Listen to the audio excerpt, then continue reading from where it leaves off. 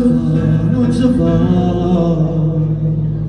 ma chi ci di giocare, se non deve amare, volesse scendere e venire a dove.